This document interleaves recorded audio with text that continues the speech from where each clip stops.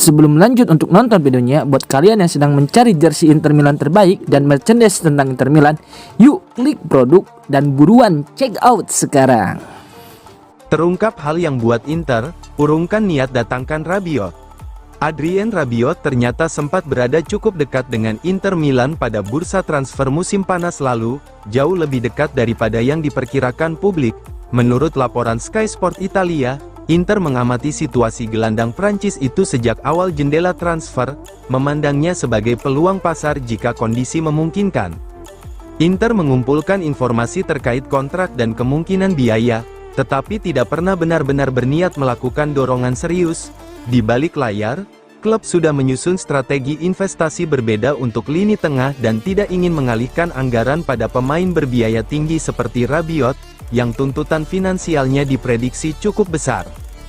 Ketika AC Milan mulai meningkatkan pendekatan mereka, Inter tetap tidak mengubah sikap. Fokus internal telah bergeser pada penyelesaian transfer Andy Diouf, langkah yang dinilai lebih berkelanjutan dan sesuai dengan perencanaan skuad yang telah disusun.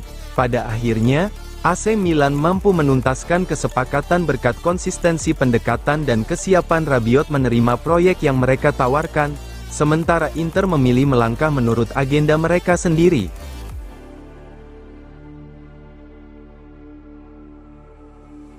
Resmi, Inter jalin kemitraan global dengan Red Bull. FC Internazionale Milano dan Red Bull mengumumkan kerjasama baru berdurasi 3 tahun yang menetapkan Red Bull sebagai Global Energy Drink Partner Club, hingga musim 2027 seperti yang dinyatakan dari halaman resmi klub. Kolaborasi ini menjadikan Inter satu-satunya klub Serie A, yang saat ini bermitra dengan merek minuman energi ternama tersebut. Kesepakatan ini menyatukan dua ikon global yang sama-sama dikenal berkat energi, ambisi, dan komitmen terhadap performa terbaik. Mulai derby melawan AC Milan pada Minggu, tanggal 23 November, Red Bull akan hadir dalam momen sebelum setiap pergantian pemain, menghadirkan unsur energi baru dalam pengalaman pertandingan di San Siro. Giorgio Ricci, Chief Revenue Officer Inter, menegaskan antusiasme klub terhadap kemitraan ini. Ia menyebut Red Bull sebagai merek yang diakui di seluruh dunia berkat inovasi dan dorongan terhadap performa tingkat tinggi. Ricci menambahkan bahwa kerjasama ini memadukan dua kekuatan global dengan visi internasional yang selaras dan akan memberikan nilai tambahan bagi para penggemar melalui pengalaman yang lebih dinamis dan penuh energi saat mendukung tim. Kemitraan tersebut menjadi bagian dari strategi Inter untuk terus memperkuat posisi mereka di panggung global, sekaligus menghadirkan aktivasi baru yang semakin memperkaya hubungan klub dengan pendukungnya.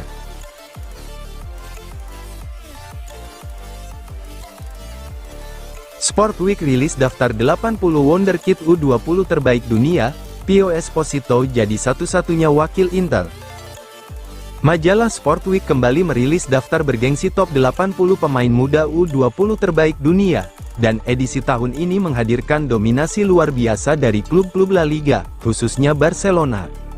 Tidak mengejutkan, penghargaan nomor 1 kembali jatuh kepada Lamine Yamal, bintang muda Blaugrana yang telah mencuri perhatian sepak bola dunia dengan kualitasnya yang luar biasa, meski masih berusia sangat muda. Di tengah parade talenta global tersebut, Inter Milan hanya memiliki satu nama yang masuk dalam daftar, yaitu Pio Esposito, penyerang muda yang kini menjadi salah satu aset paling menjanjikan di Akademi Nerazzurri. Inter Milan hanya menempatkan Pio Esposito pada peringkat 41, menjadikannya satu-satunya pemain Nerazzurri dalam daftar. Meskipun berada cukup jauh di klasemen, kehadirannya tetap menjadi pengakuan penting terhadap potensi besar yang dimiliki.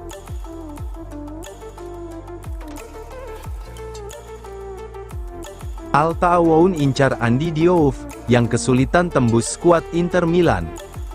Andy Diouf masih belum mampu memberikan dampak sejak bergabung dengan Inter pada musim panas dari RC Lens. Gelandang muda itu hanya tampil sebagai pemain pengganti dalam beberapa kesempatan, membuatnya berada di pinggir rencana Christian Cifu.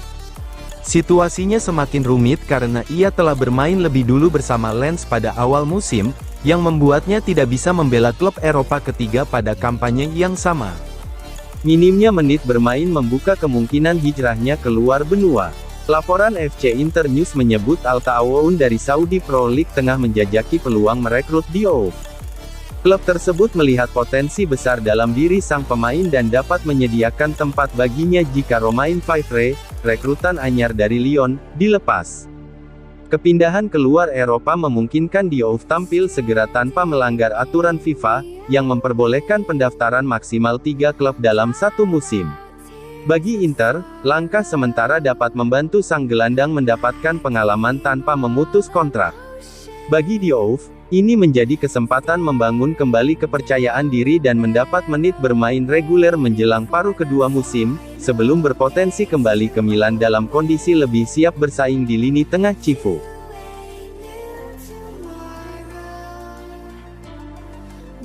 Inter siapkan pertemuan bahas kontrak baru, dengan Hakan Calhanoglu.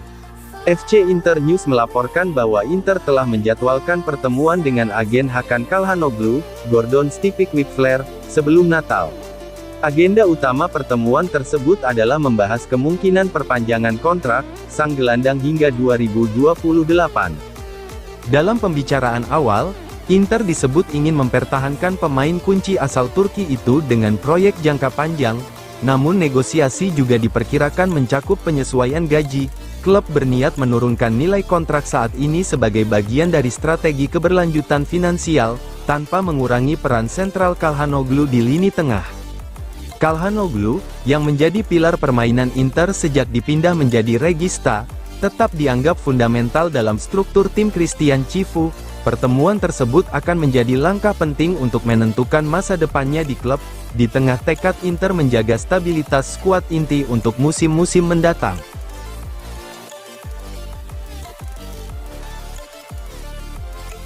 Komentar Cifu soal kekalahan Inter di derby, "Kami banyak peluang, tapi kurang klinis di depan gawang."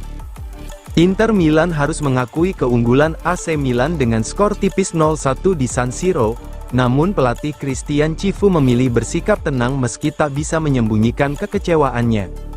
Berbicara kepada Inter TV via FC Inter News, Cifu menegaskan bahwa Inter tidak bermain buruk, justru tampil terstruktur, agresif, dan penuh determinasi.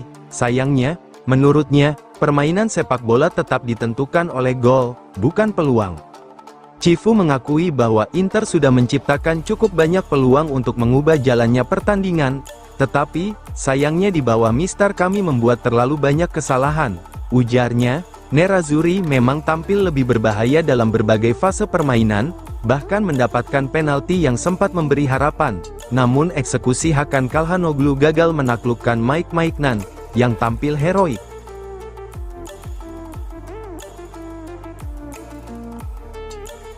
Meski kalah dari Milan, Thuram tegaskan Inter tetap di jalur yang benar.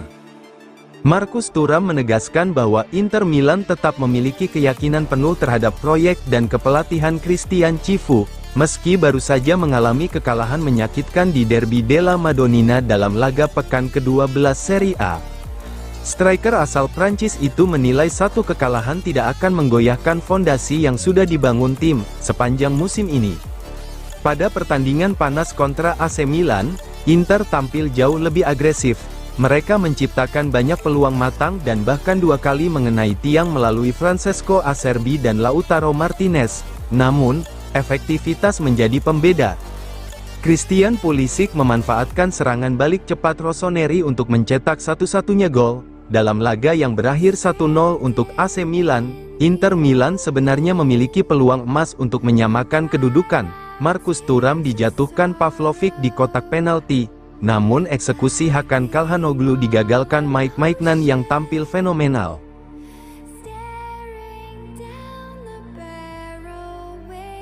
Bergomi, performa Inter sudah tepat, tak perlu terpuruk.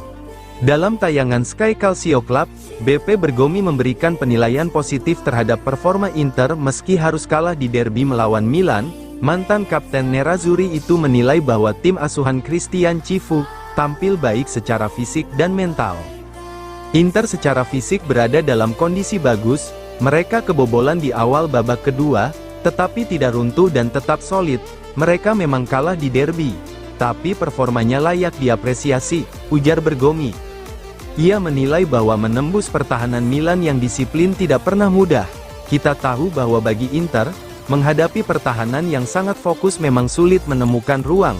Penalti itu punya pengaruh, tetapi ini adalah tipe derby yang dalam karir saya juga pernah saya menangkan dan pernah saya kalah. Bergomi tak percaya kekalahan ini akan mengganggu kepercayaan diri skuad. Menurut saya tidak akan memengaruhi moral, karena mereka harus mengambil performanya. Saya menganggap AC Milan sebagai tim paling berbahaya bagi Inter karena cara mereka membaca pertandingan.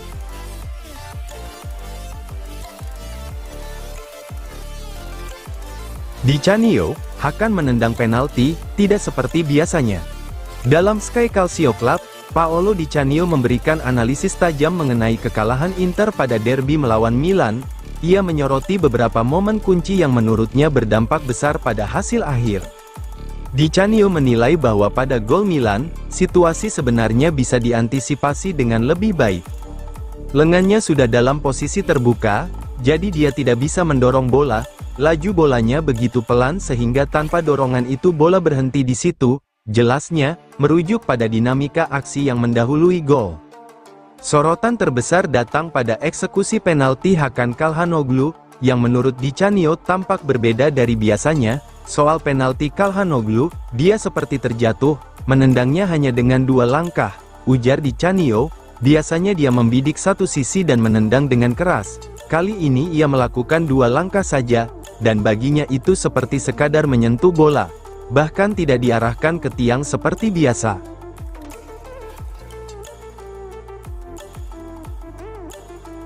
Cedera Dumfries lebih parah dari perkiraan awal.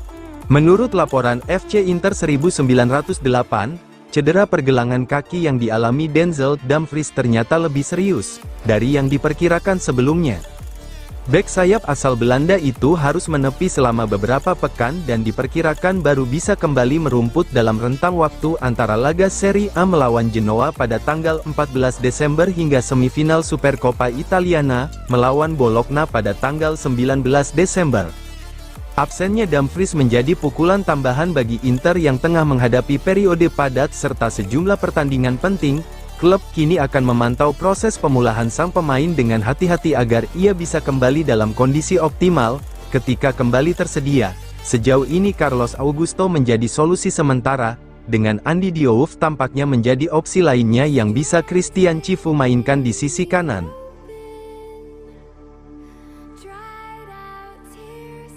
Buffon kritik Sommer, tembakan sulit tapi bisa dicegah. Gianluigi Buffon, mantan kiper legendaris Italia, memberikan analisisnya kepada DAZN terkait kekalahan Inter dalam derby melawan Milan. Ia menilai bahwa sentuhan kepelatihan Massimiliano Allegri sudah terlihat jelas dalam permainan Rossoneri. Ciri khas Allegri terlihat sepanjang 90 menit dan dalam hasil akhirnya, jelas sekali jejak tangannya, dan ia sedang melakukan pekerjaan yang sangat baik di Milan, ujar Buffon. Bercanda soal statistik penguasaan bola, ia menambahkan, "Saya senang melihat Inter punya 65% penguasaan bola, lalu yang menang justru tim dengan 35%. Buffon juga membahas kegagalan Hakan Calhanoglu mengeksekusi penalti, menyoroti peran Mike Maignan dalam menggagalkan tembakan tersebut. Jika kamu berdiri seperti Maignan, kamu membuat eksekutor goyah. Itu sebabnya dia tidak menendang dengan sudut yang tajam. Secara visual, penjaga gawang memberikan tampilan berbeda dari yang biasanya dilihat Calhanoglu, jelasnya.